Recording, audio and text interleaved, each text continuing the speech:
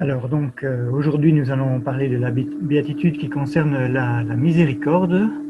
Heureux les miséricordieux car ils obtiendront miséricorde. Alors comme tout le monde, je commence à prendre le dictionnaire, mais il faut aller plus loin parce que le dictionnaire est un peu limité. Hein. Pour le dictionnaire, la miséricorde c'est une forme de compassion pour le malheur d'autrui, à laquelle s'ajoute la notion de générosité, de bonté gratuite.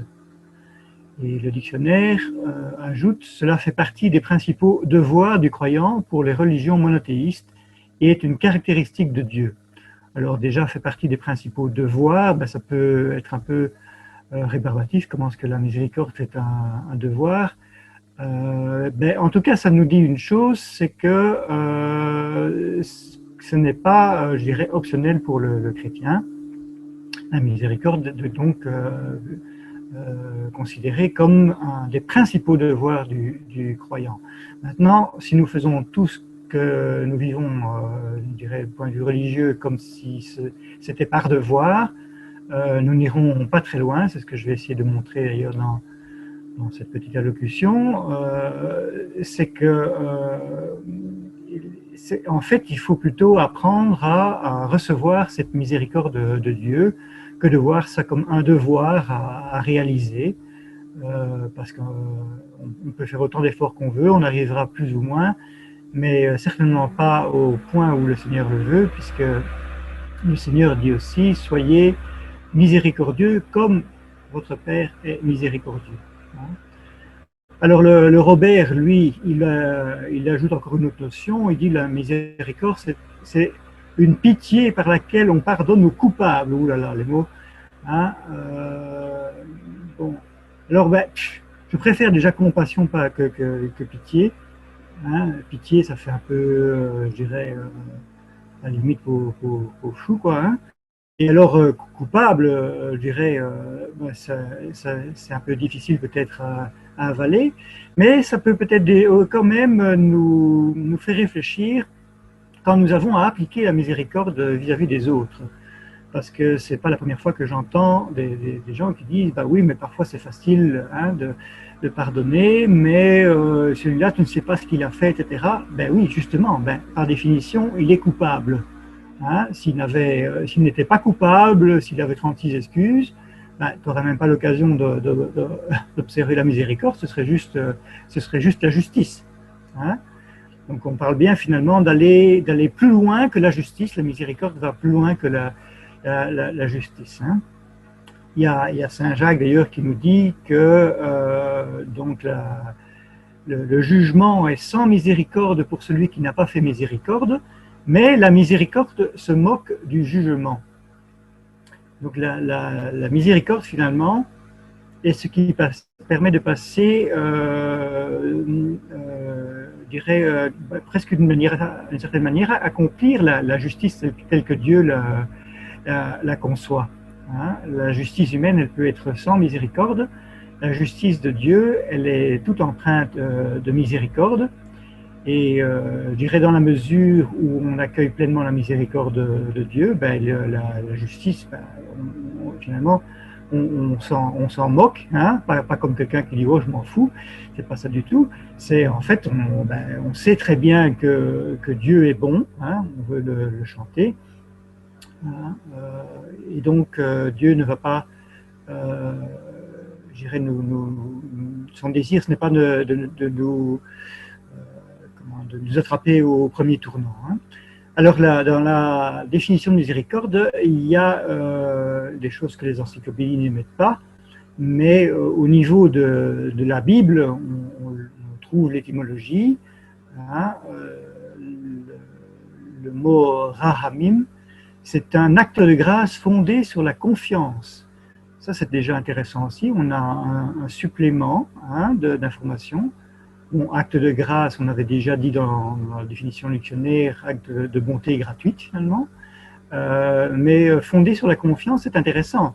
Ça veut dire que finalement, Dieu a confiance met sa confiance en nous. Alors,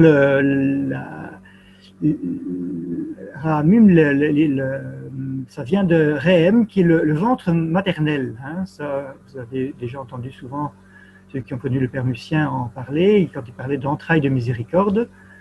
C'est la tendresse maternelle de Dieu pour son peuple et pour ses enfants. Alors, je reviens à la béatitude. Heureux les miséricordieux, car ils obtiendront miséricorde.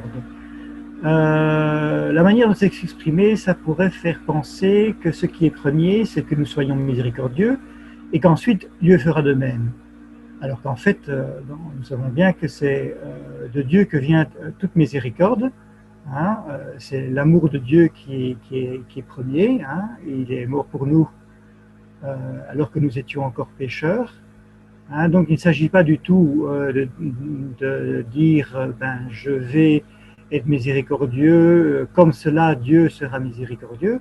Non, même le dictionnaire le dit, en parlant quand même des croyants, la miséricorde est une caractéristique de Dieu. Donc il n'y a rien à faire. Dieu est comme cela, et donc ça veut dire que ce n'est pas conditionnel. Dieu ne peut pas conditionner sa miséricorde à nos actions, puisqu'il est miséricorde. Concernant ce qui est premier, c'est pas toujours facile à voir quand on voit dans Luc, qui est l'évangile par excellence de la miséricorde. Il y a le fils prodigue, évidemment, qu'on connaît bien, mais il y a aussi la pécheresse qui est pardonnée. Et Jésus dit, ses péchés, ses nombreux péchés sont pardonnés, puisqu'elle a montré beaucoup d'amour, mais celui à qui on pardonne peu montre peu d'amour. C'est une phrase qui peut toujours sembler bizarre au premier abord. Mais en fait, on peut le prendre comme ceci. C'est que le fait qu'elle montre beaucoup d'amour, c'est parce qu'elle a compris qu'elle était pardonnée. Et donc, comme à ceux qu'on montre beaucoup d'amour, enfin, à ceux à qui on pardonne beaucoup, puisque dit celui qu'on pardonne peu donne peu d'amour, celui à qui on pardonne beaucoup, comme la pécheresse, elle donne beaucoup d'amour. Donc, en fait, la femme adultère montre beaucoup d'amour parce qu'elle a compris la miséricorde de Dieu. Elle a compris qu'elle était pardonnée. Je crois qu'il y a un peu de cela aussi dans le sacrement de réconciliation. On considère peut-être trop comme voilà, j'ai fait une faute, je vais m'en confesser. Évidemment, il y a cela, mais votre faute, le Seigneur la connaît déjà. Et alors en plus, la miséricorde de Dieu, elle est déjà là, avant même que vous soyez confessé. En fait, ce que vous faites quand vous allez vous confesser, c'est que finalement, vous montrez que vous accueillez la miséricorde de Dieu. Donc, je crois qu'on peut être catégorique à ce niveau-là. La miséricorde de Dieu est inconditionnelle. Par contre, notre accueil, il n'est pas inconditionnel. On peut se dire, mais enfin, c'est pourtant, qui ne veut pas la miséricorde, alors, je vais justement vous raconter un peu mon petit témoignage, parce que moi, il m'a fallu 28 ans avant de comprendre la miséricorde de Dieu. D'abord, mes 18 premières années, j'ai voulu être un bon fils pour mes parents, un bon chrétien, etc. Donc, tout du côté, je dirais, devoir et faire. Et puis, à 18 ans, le premier gros échec, c'est que donc c'est la dernière année d'humanité, j'ai une seconde session à passer en septembre. Pour moi, c'est une catastrophe. Les autres, il y en a dans ma classe qui disaient, oh, c'est rien, t'as qu'un examen, etc. Pour moi, c'était une catastrophe. Et en plus, j'avais passé toutes les... Donc, je dis, je vais passer toutes les vacances à étudier, etc., tout ça. Donc, j'étais aussi dans un climat, 18 ans, c'est une mauvaise période pour la dépression, etc., les envies de suicide. Donc, d'un côté, il y avait ce désir de bien faire, et d'autre côté, il y avait le résultat qui n'était qu'une dépression et envie de suicide. On voit bien que finalement, c'est certainement pas ce que Dieu veut. Et puis alors, ben voilà, donc, juste peu, 2-3 jours avant mon anniversaire de 18 ans, voilà que j'ai un accident et je me retrouve aveugle, hein, donc une explosion dans la figure. Euh, donc, je me retrouve aveugle et en totale dépendance, hein. Donc, je suis passé de quelqu'un qui voulait faire ses, je dirais, involontaires, etc. Et je me retrouve en totale dépendance, hein, vis-à-vis de mes parents d'abord, et alors vis-à-vis de Dieu. Et là, je reçois, je pense, une grâce déjà exceptionnelle. C'est justement cette grâce de confiance dans la dépendance. Donc, bizarrement, je dirais une fraction de seconde, le temps de l'explosion, je suis passé d'une dépression et d'envie de suicide à une totale confiance, je dirais, en l'avenir, malgré le fait que je me retrouve aveugle, ne sachant pas comment ça allait évoluer. Voilà. Et donc, voilà, je continue comme ça. Je retrouve petit à petit la vue. Au bout d'un an, je commence à pouvoir lire ce que j'avais écrit, puisque j'avais écrit mes études, j'avais noté en ne voyant pas ce que j'écrivais. Je me disais, au moins, je pourrais relire après. Hein. C'était un peu juste pour passer l'examen, mais bon, j'avais quand même toutes mes notes.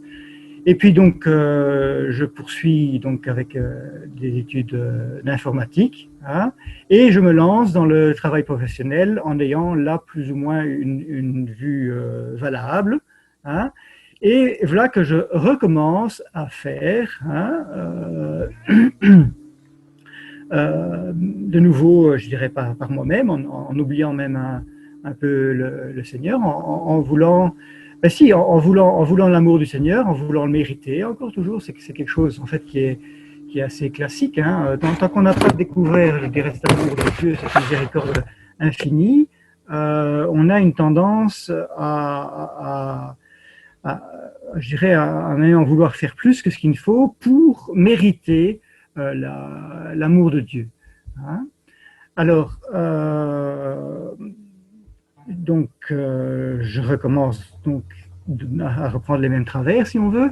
Et puis, je me retrouve le 10 février 91 en incapacité de travail parce que donc des suites de l'accident, quasiment 10 ans après, je pense,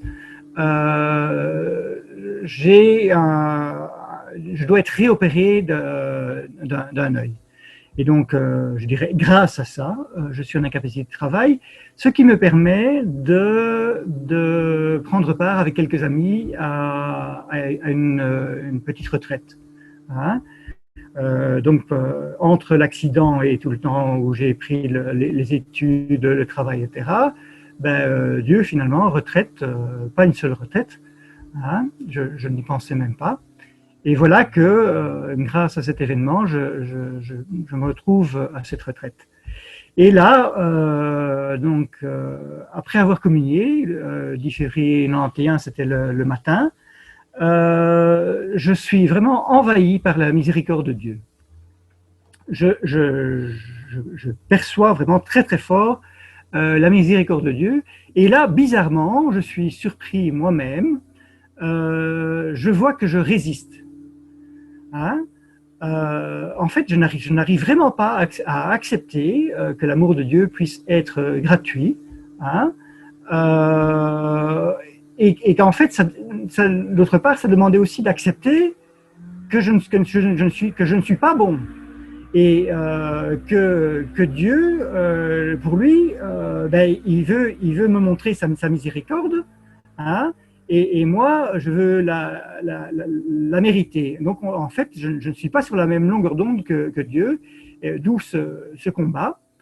Et finalement, au bout d'une période qui m'a semblé interminable, où on peut dire que je vivais une sorte d'enfer finalement, mon refus de Dieu, pour moi c'est mon enfer, c'est mon refus de Dieu. m'est venue cette pensée, Jésus, viens dire oui à Dieu pour moi. Je n'en suis pas capable. Et ça, c'est quelque chose, je dirais vraiment un moment, alors je dirais que c'est ma plus grosse conversion, c'est que j'ai enfin compris que non seulement je ne peux pas mériter l'amour de Dieu, mais qu'en plus, je ne peux même pas l'accepter si Jésus ne vient pas l'accepter à ma place. Alors, c'est peut-être pas comme ça pour tout le monde, mais moi, c'était très fort. J'ai dû dire finalement, Jésus vient dire oui à Dieu pour moi. Je n'en suis pas capable. Vous pensez que je m'en souviens encore, même si c'était en 91, comme si c'était hier. Quel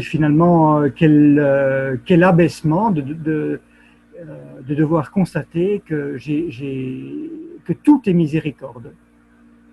Alors, ce qui est extraordinaire, c'est que quelques jours plus tard, hein, je reçois une parole qui vient de Tite. Hein, j'espère la retrouver. Hop là. Alors, cette parole, c'est lorsque Dieu, notre Sauveur, a manifesté sa bonté et son amour pour les hommes, il nous a sauvés, non pas à cause de la justice de nos propres actes, mais par sa miséricorde. Par le bain du baptême, il nous a fait renaître et il nous a renouvelés dans l'Esprit Saint. Cet Esprit, Dieu l'a répandu sur nous en abondance par Jésus-Christ, notre Sauveur, afin que, rendus justes par sa grâce, nous devenions en espérance héritiers de la vie éternelle. Voilà une parole digne de foi, et je veux que tu t'en portes garant, afin que ceux qui ont mis leur foi en Dieu aient à cœur d'être les premiers pour faire le bien. Je ne sais pas si vous réalisez, à travers tout ce que je vous ai partagé, que cette parole que j'ai reçue dans le cœur a résonné d'une manière vraiment particulière. Hein. Donc, elle parle à manifester son non à cause de la justice de nos propres actes, mais par sa miséricorde.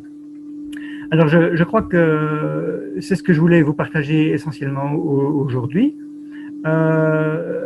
Donc, tout est grâce et tout vient de Dieu. Alors, est-ce que je n'ai plus rien à faire? Ceux qui me connaissent savent que je suis loin de me tourner les pouces, mais ce n'est plus du tout la même chose. Donc, maintenant, j'ai vraiment, je dirais, le Seigneur qui œuvre à côté de moi. Hein. Il y a ce psaume ici qui dit dans toutes nos œuvres, Seigneur, toi-même agis pour nous. Il y a un tas de phrases comme ça qui viennent, je dirais, me soutenir. Et je sais que finalement, quand je fais quelque chose, à la fois je le fais parce que je pense que je dois le faire, même si c'est dur, et à la fois je suis toujours prêt à l'abandonner si Dieu a un autre plan pour moi. Voilà, je vous remercie de votre attention.